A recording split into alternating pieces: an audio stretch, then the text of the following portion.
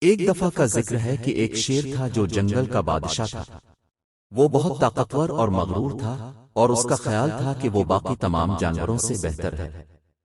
ایک دن شیر جنگل میں سے گزر رہا تھا کہ اسے ایک لومڑی نظر آئی۔ لومڑی بڑی چالاک تھی اور وہ جانتی تھی کہ وہ شیر کو پیچھے چھوڑ سکتی ہے۔ لومڑی نے شیر کے قریب آ کر کہا، مہاراج، میں آپ کو اپنی خدمات پیش کرنے آئی ہوں۔ شیر حیران ہوا، اب مجھے کون سی خدمات پیش کر سکتی ہو؟ اس نے پوچھا۔ میں شکار کو پکڑنے میں تمہاری مدد کر سکتی ہوں، لومڑی نے کہا۔ میں بہت ہوشیار ہوں اور مجھے چھپنے کی تمام بہترین جگہیں معلوم ہیں۔ شیر کو تجسس ہوا، اس کے پاس اس سے پہلے کبھی بھی مشیر نہ تھا، لیکن وہ اسے آزمانے کے لیے تیار تھا۔ بہت اچھا، شیر نے کہا، آپ میری مدد کر سکتی ہیں۔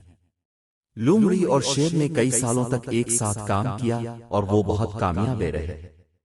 شیر نے بہت سے شکار پکڑے اور لومڑی اس کی مدد کے لیے ہر وقت موجود رہتی۔ ایک دن شیر دوسرے جانور سے لڑائی میں زخمی ہو گیا۔ وہ بہت کمزور تھا اور اپنے لیے شکار نہ کر سکتا تھا۔ لومڑی کو معلوم تھا کہ شیر کو اس کی مدد کی ضرورت ہے۔ اس نے باہر جا کر اس کے لیے کچھ کھانا تلاش کیا۔ وہ بھی شیروں کے ساتھ رہی اور اسے دوسرے جانوروں سے بچاتی رہی۔ شیر لومڑی کا اس کی مدد پر بہت شکر گزار تھا۔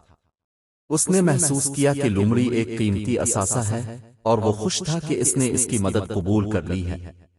کہانی کا خلاصہ، سب سے چھوٹی اور سب سے زیادہ معمولی مخلوق بہت مدد کر سکتی ہے۔ کسی کی شکل اس کے سائز سے فیصلہ نہ کرے، ہر ایک کو پیش کرنے کے لیے کچھ موجود ہوتا ہے۔ ہمارے حوصلے کے لیے چینل کو سبسکرائب ضرور کر دیں۔